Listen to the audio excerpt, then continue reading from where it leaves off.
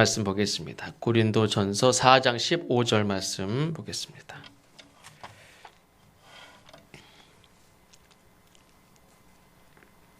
고린도전서 4장 15절입니다.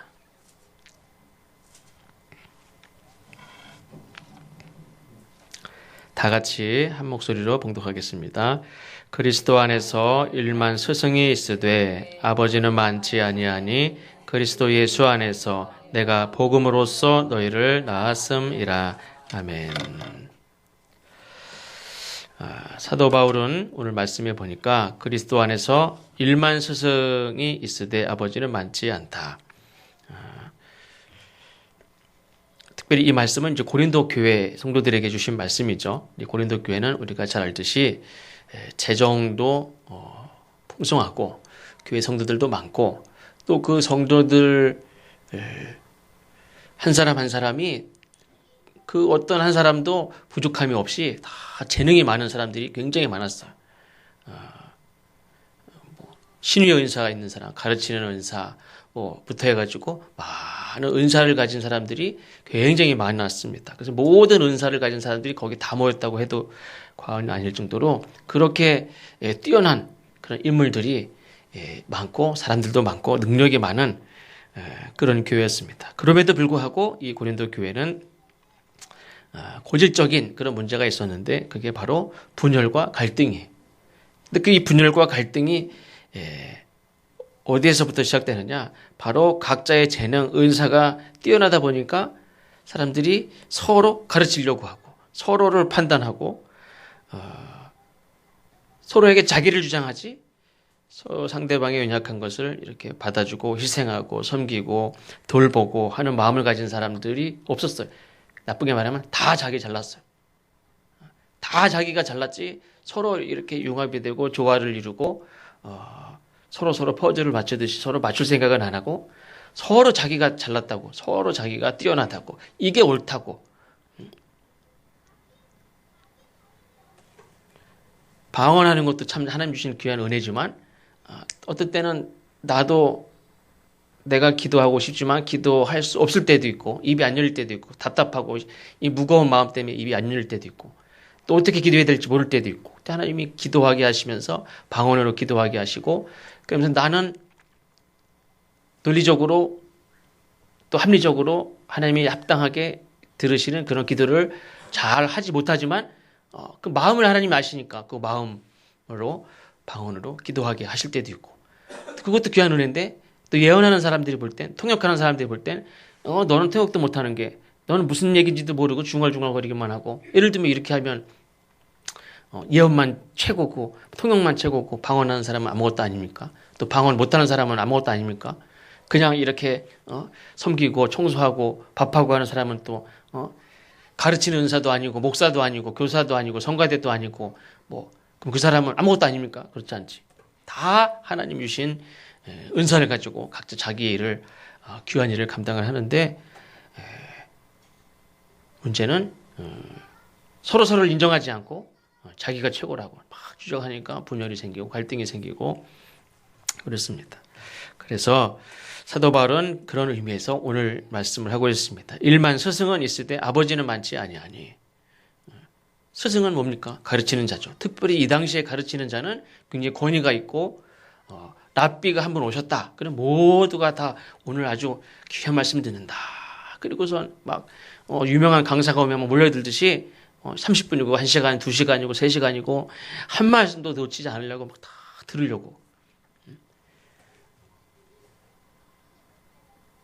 근데 이 스승의 권위가 굉장히 높은 시대인데 다 선생만 하려고 그래. 다 가르치기만 하는 자가 하려고 그러지. 한 명도 듣는 자가 없어요.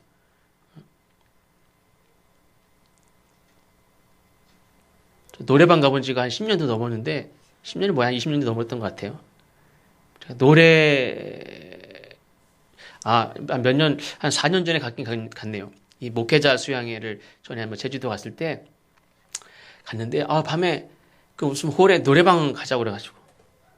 오해하지 마세요. 가는데 다 각자 무슨 어떤 분은 고상하게 선구자를 부르신 분도 있고, 분위기가 전혀 다릅니다. 어떤 분은 어떤 노래. 노래시켜서 저는 그런데 정말만 가기 싫어요. 관광차 같은데 두고 어디 무슨 행사를 가잖아요. 그럼 그때 탁 타도 저 앞에서 노래시키잖아요. 그게 제일 죽을 맛이에요. 그거 노래시키는 사람이 제일 싫어하죠. 아니, 쥐가 2시간 떠들면 나는 그냥 시끄러워도 들을 수 있어. 근데 왜 차곡차곡 시키는지 모르겠어요. 잔다고 안 시킵니까? 뭐 안 시킵니까? 계속 시키지. 그래가지고 막 고민 뭘 해야 되나. 저 앞에서부터 여기까지 올 30분도 더 걸리는데 그거를 막 30분 동안 얼마나 스트레스인지 몰라요. 뭐를 해야 되나. 제가 잘 부르는 18번이 뭔지 아세요? 한 번도 불러본 적 없는데 칠갑산 잘 불러요. 칠갑산. 관광차에서 80세 되신 노인분들이요.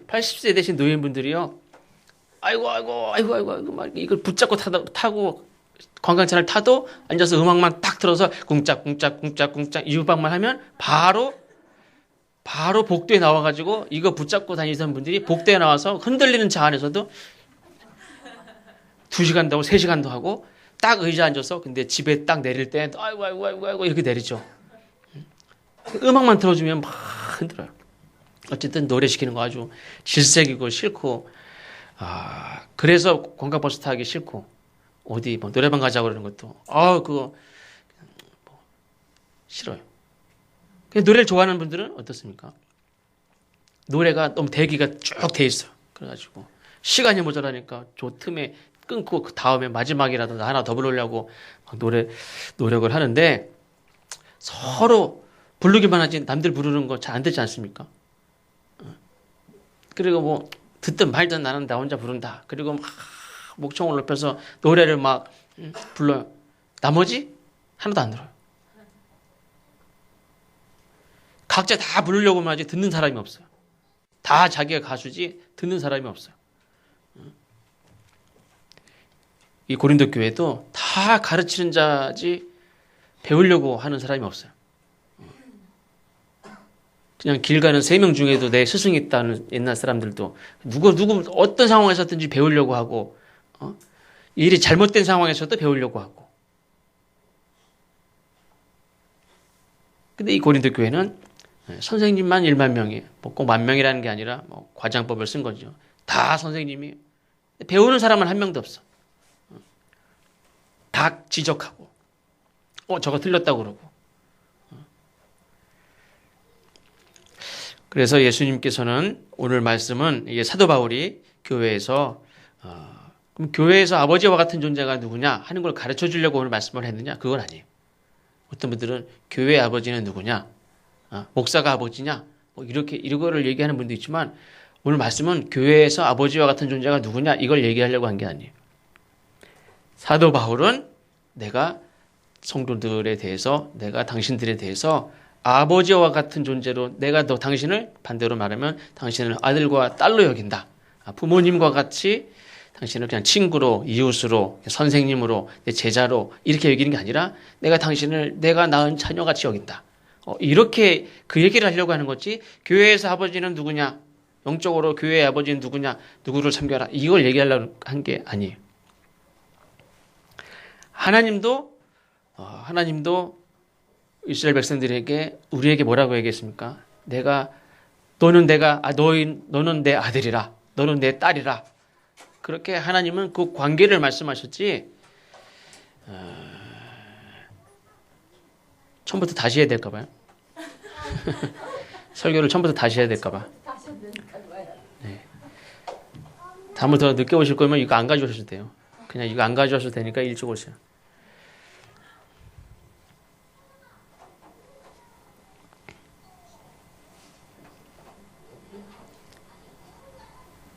하나님도 백성들에게 어떤 때 내가 친구다 이렇게 표현도 하시고 얘기하셨지만 하나님은 우리에게 근본적으로 말씀하신 것은 너는 내 아들이다. 넌 내 딸이다.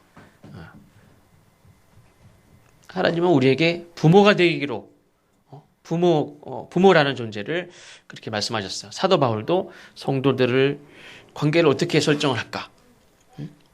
난 주인이고 너희는 종이냐? 주인과 종의 관계도 많이 있었죠, 성경에. 근데 하나님은 하나님의 근본, 하나님의 관계는 어떻게 설정되느냐? 너희는 내 아들이고 너는 내 딸이다. 이렇게 하나님이 하셨는데 사도 바울이라는 자가, 제자라는 사도라는 자가 난 주인이고 너희는 종이야. 순종해, 복종해. 이런 마인드를 가지고 있느냐? 그렇지 않았어요. 사도 바울도 하나님과 같이 너는 내가 낳은 아들과 같다. 너는 내가 낳은 딸과 같다. 이렇게 말씀을 했어요. 그러니까 이거는 저에게도 마찬가지고 아이들을 가르치는 선생님도 마찬가지고 또 우리 성도들을 대하는 우리 모두가 어떤 마음을 가지고 어떤 관계를 이렇게 설정해야 되느냐.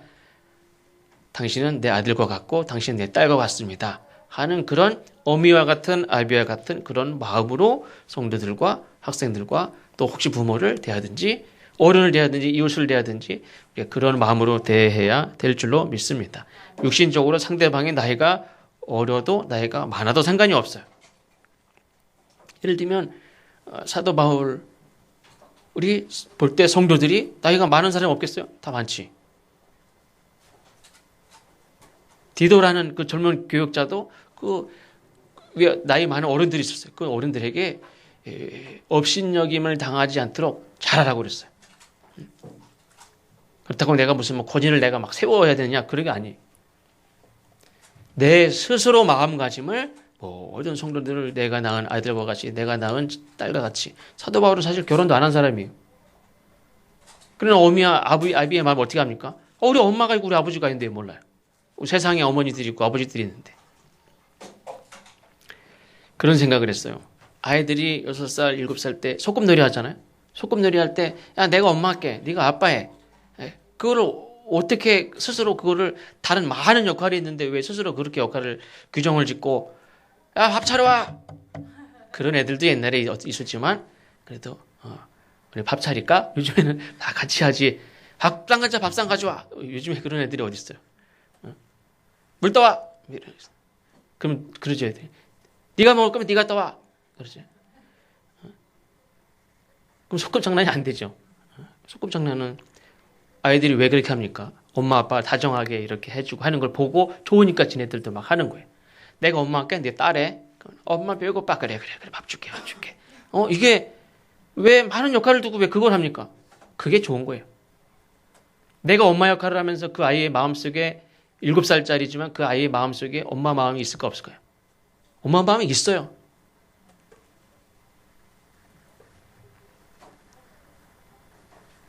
역할극이지만 얘가 배고프다 그러니까 그래 밥 해줘야 되는데 해줄까?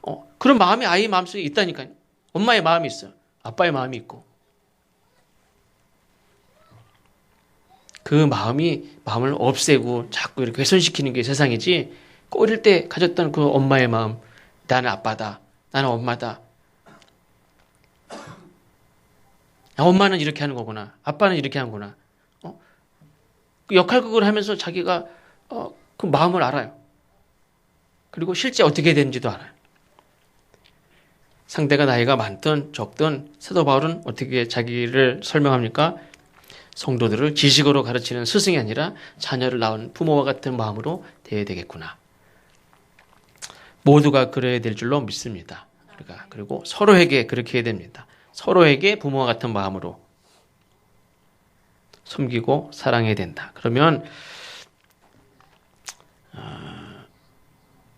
사도 바울이 영적으로 어린아이 같은 존재가 아니라 어른과 같이 성장하기를 분명히 요구를 했습니다.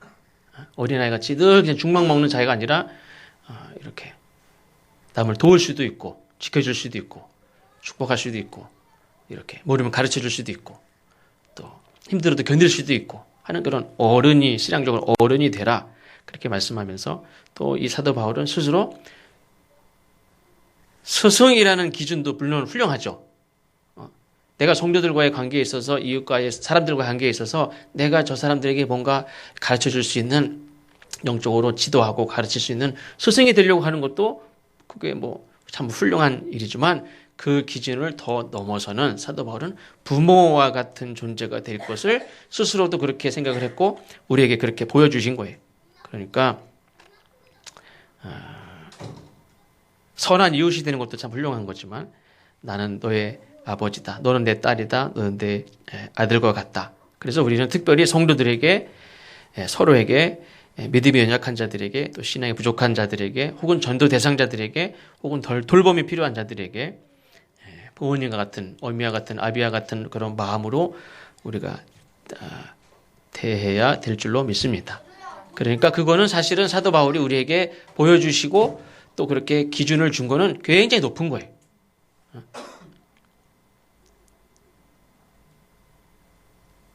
제자를 삼으라는 그런 측면도 있지만 우리가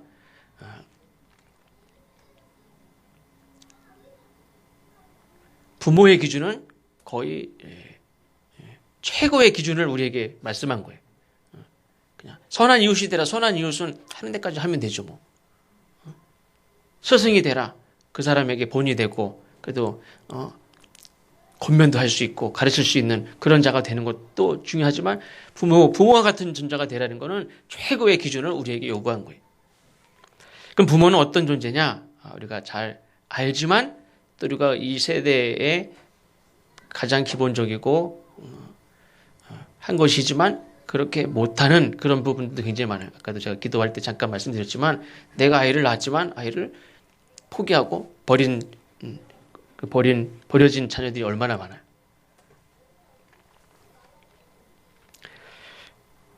부모는 세 가지만 말씀을 드리면 첫 번째로는 부모는 생명을 낳는 일, 또 아이를 잘 양육하는 일이 부모가 가진 가장 기본적인 특권이죠. 부모가 지능도, 소유, 능력 이거 상관없이 절대적으로 존경을 받아야 되는 이유는 바로 생명을 낳고 또 그 어떤 어려움 가운데서도 그 생명을 지키려고 최선을 다하기 때문에 그래. 그것이 귀하고 그것은 반드시 존중받아야 되고 부족해도 그 생명을 지키려고 하고 내가 내 자녀를 최선을 다해서 키우려고 양육하고 돌보려고 하는 그것이 귀하기 때문에 우리가 어버이날을 통해서 그거를 인정하고 감사하고 또 그런 하나님의 그 부모님을 통해서 우리에게 주시는 그런 은혜를 또 하나님께 영광을 돌리는 건데 그러면 낳기만 하고 지키지 않는 부모는 낳는다고 다 부모입니까? 그렇지 않아요. 내가 낳은 자녀를 잘 지키고 돌보는 부모가 부모예요. 낳기만 한다고 부모가 아니에요.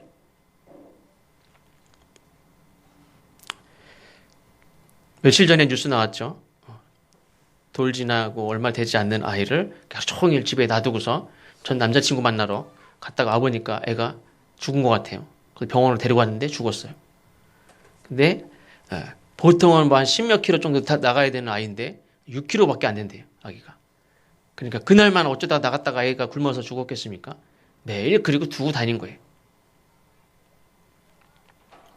매일 그냥 집에서 두고 아침, 점심, 저녁 그냥 내버려 두고 밖에 남자친구 만나러 다 갔다 오고 자면 전에도 언제 말씀드렸죠. 애 그냥 밥을 먹는지 안 먹는지 엄마 아빠가 둘이서 계속 게임만 하다가 애가 죽었죠. 영양실조로 굶어 죽었어요. 아이를 낳는다고 다 부모가 아니에요.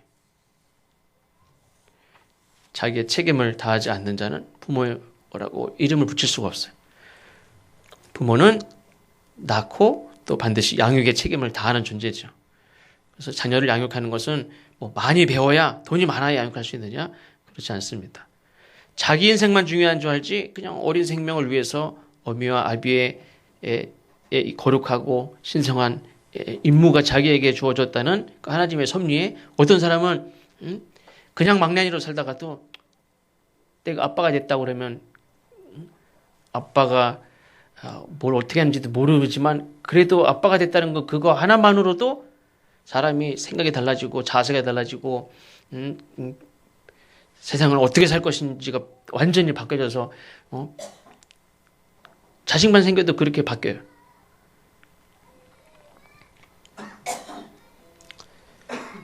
우리가 영적으로 성도들에게 또 이웃에게 부모와 같은 존재가 되어야 된다는 말은 그냥 가르치기만 하는 선생과 같은 자 그래서 그냥 가르치다 안 되면 어떻게 합니까? 포기하죠. 학교에서도 아마 그럴걸요. 공부하다가 수업 시간에 애 떠들고 그러면 그냥 자는 게 낫다고 그러는 선생님들도 많죠. 그냥 딴청 피고 자꾸 신경 쓸 바에야 엎드려 자.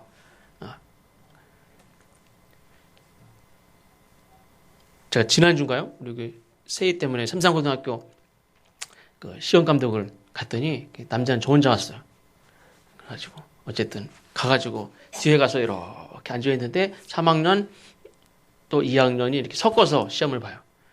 또 여학생 반을 들어갔는데 3학년 반 여학생, 2학년 여학생 반. 그 맨 뒤에서 이렇게 뭐 컨닝을 누가 하나 보겠지만 요즘 애들은 굉장히 고도의 기술을 써서 잘 박을 찾기는 어렵대요. 그냥 뒤에 앉아 있으면 된대요. 근데 보니까 3학년 여학생들을 딱 보니까 혹시나 해서 차 보는데 컨닝도 안 해요. 20분도 안 됐는데 마지막 수업인데 마지막 시험 시간인데 컨닝도 할 필요 없어요. 그냥 자요. 어떤 애는 어떤 여학생은요 시계를 풀러가지고 시험 시작한 지 5분도 지났어요. 10분 다 돼가는데요. 이렇게 했다가 이렇게 했다가 이렇게 했다가 이렇게 했다가 이 15분 다 돼가는데 이러고 있어요. 그러더니 이렇게 했다가 이거 시계가 언제 차나 도대체 딱 차더니 딱 놓더니 시험지를 이렇게 딴 잠깐 1, 2분 봤나요? 근데 벌써 마킹 다 하고 자요. 25분 정도 됐는데 3학년 그때 한 16명쯤 되나요? 17명인가? 100% 다 자요. 2학년은 아직 한 명도 안 자. 그래도 2학년이 낫더라고요. 3학년은 100%다 자요. 그 줄이 있잖아요, 줄. 3학년 줄은 다 자요. 근데 물론 이제 25분 만에 열심히 푼 애들도 있어요. 열심히 풀어서 한번 보더니 딱 떴고 자는 열심히 풀고 자는 애는 한 3, 4명 돼요. 어쨌든 30분 되니까 100%다 자요. 끝나기 5분 전인데 2학년은 아직 한 명도 안 자. 3학년 다 자요. 선생님이요? 그런 애들 야 그냥 자라. 그럴 것 같아요. 선생님이라고 애들 막 끝까지 야 일어나라. 어떤 선생님 그러대요. 애들 시험 그냥 막 안 풀고요. 그냥 막 잔다고 애들 이렇게 시험 그냥 한번 그래 최선을 다해서 좀 풀어라. 이렇게 얘기도 좀 해주래요. 근데 한번 읽어라도 보고 이렇게 답이라도 읽어라도 보고 쓰라고. 절대 안 그래요. 그냥 찍고 자요.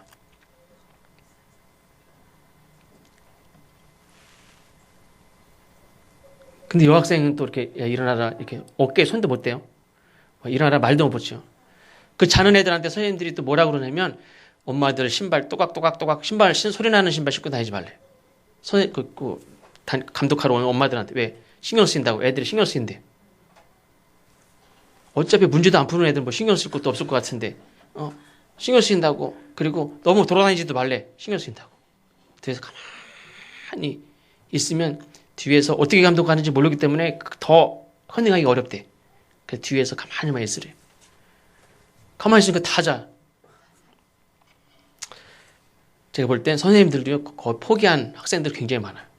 선생님이라고 아이들 다 끝까지 데리고 공부시키려고 하는 게 아니에요.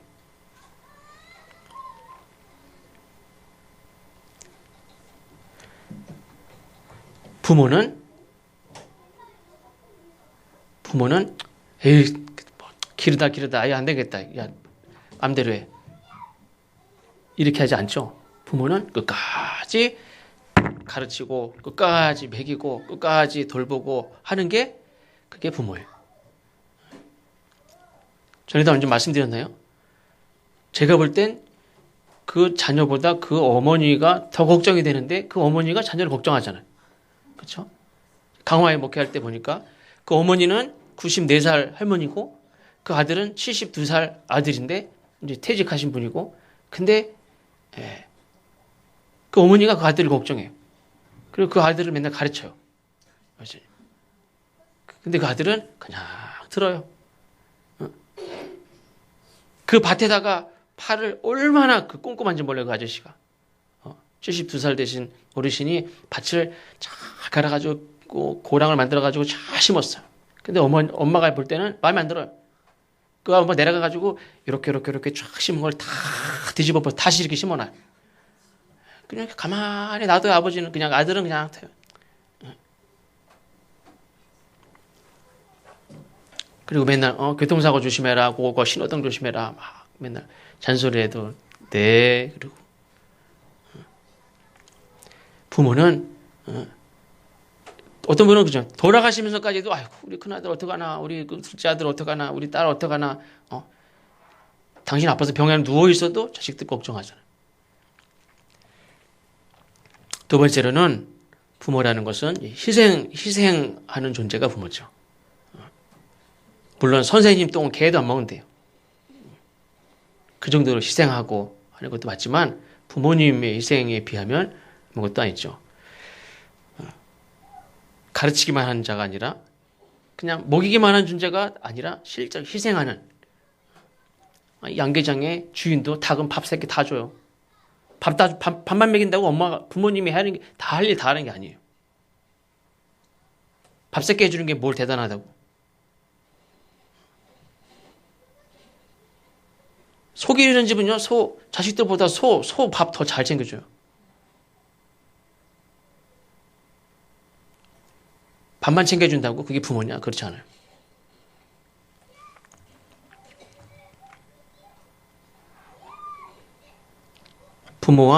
부모와 자녀의 관계는 서로 윈윈 하는 관계도 아니에요, 사실은. 네가 잘 돼야 나도 잘 되고, 부모님이 잘 돼야 나도 잘 되고, 그거 아니에요, 사실은. 사실은 부모가 절대적으로 손해보는 거예요. 하나님 앞에 있을 때, 하나님 앞에 내가 섰을 때, 내가 많이 가지고 있는 자가 하나님 앞에 칭찬받는 자가 아니라 이 땅에 사는 동안 가난한 이웃을 위해서 어려운 자들을 위해서 최대한 많이 그걸 일하고 빈손으로 하나님 앞에 선 자가 하나님 앞에 축복받고 인정받는 자이듯이 부모도 어떻게 보면 다른 관계에서는 그렇지 않죠. 부부간에는 또 그럴지도 모르겠어요. 부부간에는 서로 윈윈 하는 게 좋을 것 같아. 그렇죠? 일방적으로 희생하는 건 요즘에 없잖아요. 근데 부모 자녀 간에는 서로 윈윈 하는 근본적으로 그런 관계가 없어요. 그거는 부모가 절대적으로 손해보는 거예요. 절대적으로 희생하는 존재가 부모예요. 근데 반대로 어떤 부모는 자기 자식에게 내가 너 때문에 내 인생이 이 모양 이 꼴이다. 내가 너만 없었으면 너 때문에 내가 이렇게 산다. 그건 부모가 아니에요. 세 번째는 부모는 책임을 지는 존재죠. 책임을 지는. 아까도 말씀드렸죠. 스승은 책임 못 져요. 대통령도 백성들 이 나라를 책임집니까? 책임 안 져요. 옛날에 이승만 대통령 괜찮습니다. 괜찮습니다. 그리고 제일 먼저 도망갔어요. 옛날에 그 임금님들이 한양 버리고선 신의주로 함경도로 도망가듯이 막 오랜 개들이 쳐들어왔을 때 그 백성들이 남은 백성들이 누굴 더 미워했다 그랬죠? 쳐들어와가지고 막 죽이는 오랑 개들이 더 미운 게 아니라 도망간 왕이 더 미웠어요. 그래가지고 화나가지고 한 게 뭡니까? 왕궁에다 불 지르는 거예요. 괜찮다. 그리고 도망간 그 사람이 그 왕이 더 미워서 어차피 죽어 이제. 오랑 개들 다 쳐들어와서. 그럼 나 살 생각은 안 하고 어떻게 합니까? 왕궁에 가서 불을 질러요. 화가 나가지고. 괜찮다 그러고 도망간 그 왕이 더 미워가지고 왕궁에다 불을 질러요.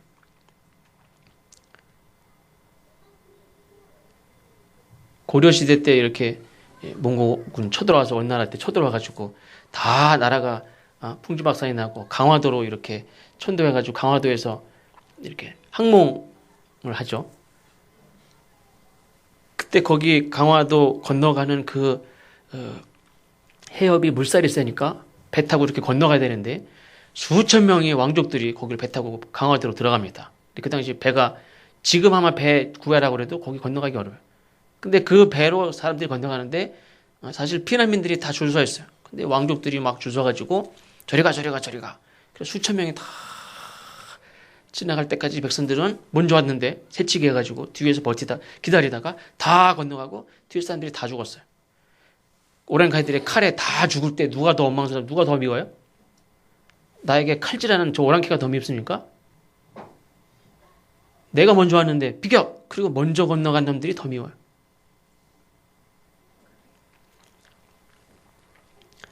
대통령도 나라 책임지지 않아요.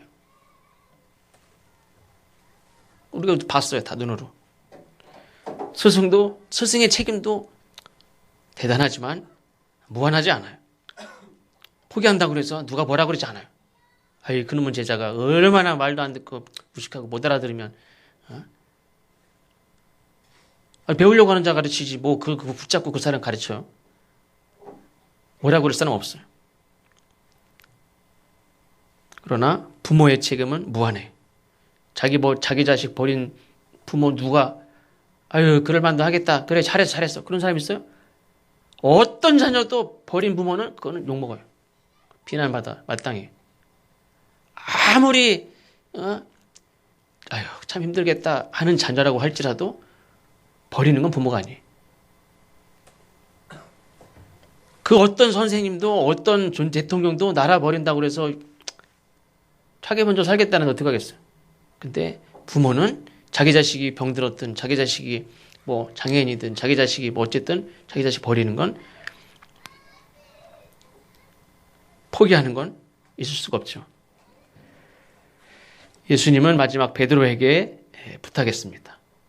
근데 우리가 생각할 때, 우리 스스로 생각할 때, 그럼 우리가 이 부모의 가장 기본적인 자격이라고 할 수 있는 이러한 모습이 우리에게 다 있느냐? 다 있지 못해요, 사실은.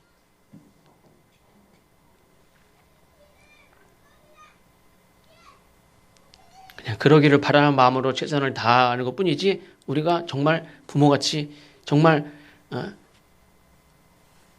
그 책임을 다하느냐? 그렇지 못해. 예수님께서 베드로에게도 이렇게 부탁했습니다. 내 양을 먹이라. 내 양을 먹이라.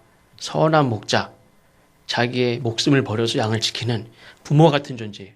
내 양을 먹이라. 근데 베드로가, 우리가 알지만, 내가 나를 알고 여러분도 알지만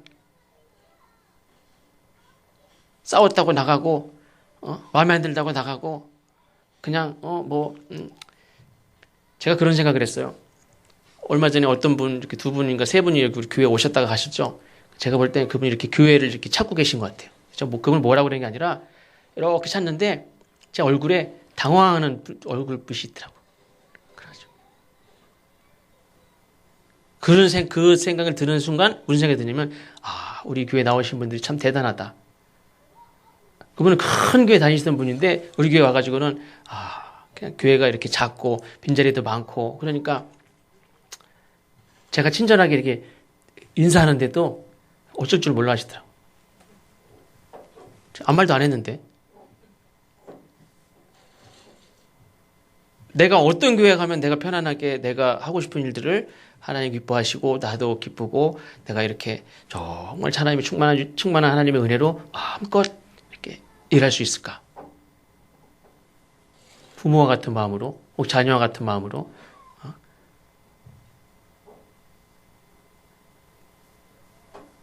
많은 사람들은요, 작은 교회에 와서 뭔가를 하는 거 굉장히 두려워해요.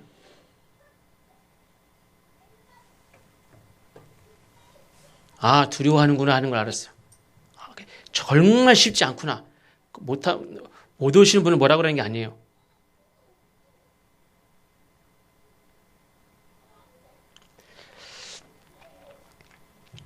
베드로는 이미 한번 뒤돌아서 봤던 사람이에요. 사도 바울도 물론 마찬가지지만 이 베드로는 사람이 다른 사람들도 다 알아요. 베드로가 어떤 사람인지. 본인도 너무나 잘 알아요. 그러나 베드로에게 내 양을 먹이라. 우리는 베드로와 같은 사람이에요. 우리는 버린 적도 있고 외면한 적도 있고 모른 척한 적도 있고 내 살려고 내 맘대로 한 적도 있고 죽을까 봐 부인한 적도 있고 그냥 멀쩡한 예수님도 아니고 붙잡혀가는 예수님을 모른다고. 그럼 베드로와 같은 존재. 그러나 하나님께서는 우리에게 내 양을 먹이라. 그런 부족한, 부모이지만 부족한, 선생님이지만 부족한, 목자지만 부족한 그런 과거가 있고 아픔이 있고 절망이 있고 이미 자기가 내가 누구인지를 내가 너무나 잘 아는 그런 경험 있는 그런 베드로이지만 그런 우리에게 예수님께서는 내 양을 먹이라. 이렇게 말씀합니다. 결혼을 안 했어도 상관없습니다. 아이들을 가르친다면 영적인 부모와 같이, 예, 우리가 성도들에게도 영적인 부모와 같은 그런 우리 모두가 되어야 될 줄로 믿습니다. 제가 2002년인가요? 3년인가? 언제 한번 이렇게 TV, 영화관에서 못 보고 TV를 통해서 한번 본 적이 있는데, 여러분도 아시는 것 같아요. I am Sam이라는 영화가 있습니다. 여기에 이제 주인공은 샘이라는 이 정신지체 장애인, 그리고 그 딸은 루시라는 딸이 있는데, 이 샘의 지능은 7살입니다. 그렇지만, 이제 다 큰 이제 성인이고, 또, 물론 이제 아내는 둘을 놔두고 도망갔어요. 그러니까 이제 지능은 7살이지만 내가 아빠 아닙니까? 그러니까 딸을 이제 키워야 되니까 7살이지만 커피 전문점 가서 막 일도 하고 일을 해가지고 돈을 벌어서 살아요, 둘이. 근데 이 아빠는 이 딸하고 매일 데이트 다니고 레스토랑 가서 밥 먹고 또 같이 이렇게 노래방 가서 노래도 부르고 둘이서 이렇게 지내는 게 너무너무 행복해, 지금.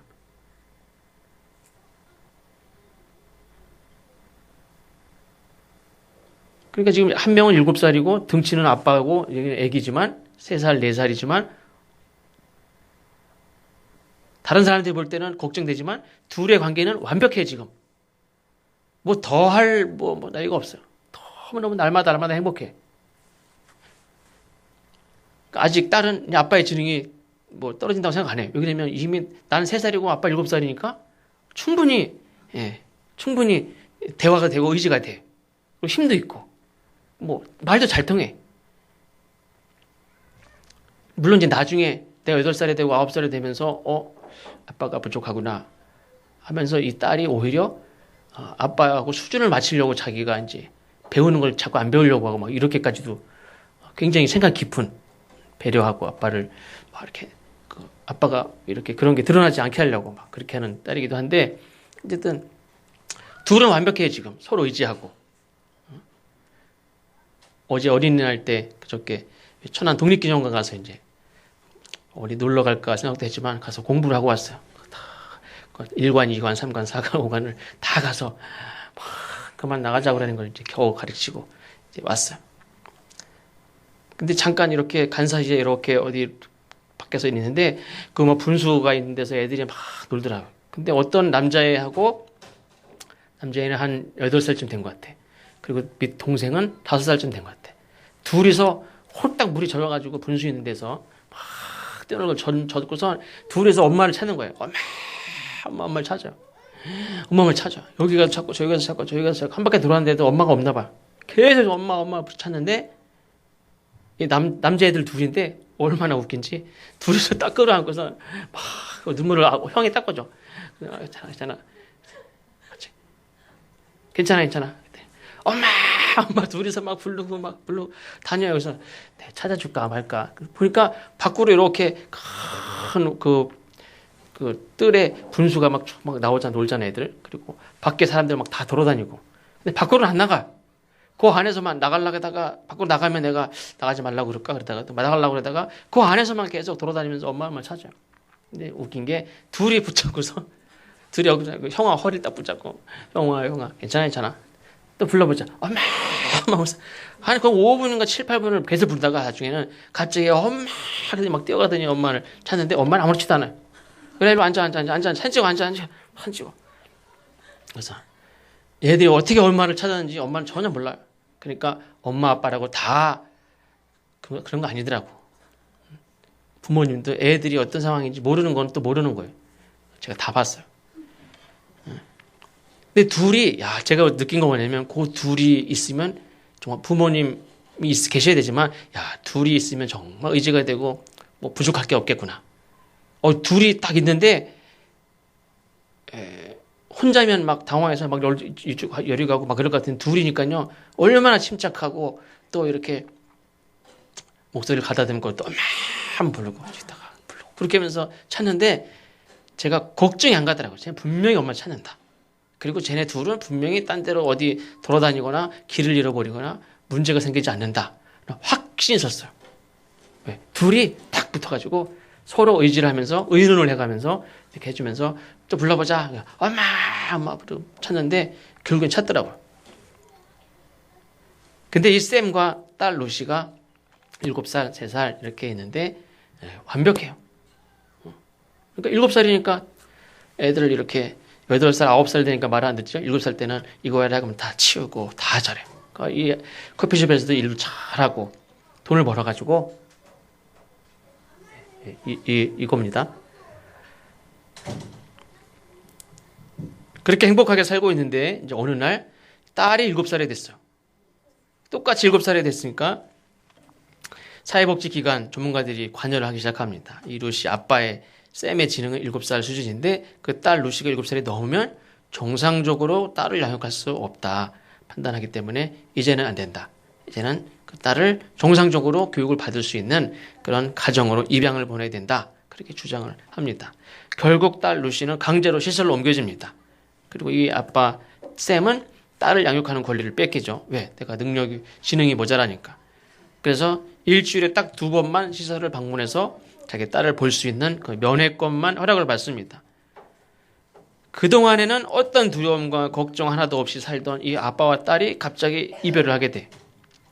딸과의 행복한 삶을 빼앗겼죠. 근데 이 아빠가 지능은 7살이지만 이 딸을 다시 찾아서 함께 살겠다는 그런 일념 하나로 물론 주위의 도움을 받고 물론 또 자기밖에 모르고 그냥 자아도취에 빠진 어떤 그냥 이상한 변호사. 근데 그 변호사가 어떻게 꿍짝이 맞아가지고 내 도와줄게 해가지고 막 열심히 어떻게 해가지고 법정에서 결국에는 아이를 돌보는 것은 단지 지능이 높고 돈이 있어야만 되는 게 아니고 정말 딸을 사랑하는 마음이 있어야 되고 그 딸과 아빠와 서로 함께 살기를 원하고 그것이 제일 중요하지 돈이 많고 지능이 높은 것만이 다가 아니다 하는 것을 이 아빠가 결국엔 증명해냈죠. 그래서 결국에는 아빠가 딸이 이별하지 않고 함께 살게 됐다 하는 그런 이야기인데 또 이 영화를 보면서 이야기를 생각하면서 또 설교를 준비하면서 이런 생각을 해봤습니다. 나는 저 7살 아니 이제 이 8살이 되고 가고 있는 딸 루시를 키우는 돌봐야 되는 7살 지능의 아빠 샘. 목회자들은 그런 생각도 해요. 성도들의 지능이 제 지능보다 낮으면 참 좋겠죠. 옛날에 70년대에는요 그런 게 있었어요. 목회자들은 거의 다 대학을 나왔죠. 이렇게 군소교단 말고 정규 대학을 다 나왔어요. 근데 그 당시에는 고등학교도 못 가신 분들 많았어요. 그때는 그냥 지식만 가지고도 그냥 목회라는 분들도 있어요. 물론 이제 기도하고 열심히 하지만. 지금은 성도들이 석사, 박사 받은 분들도 많고 그럼 목사는 더 막 박박사를 받아야 됩니까? 그렇지 않아요.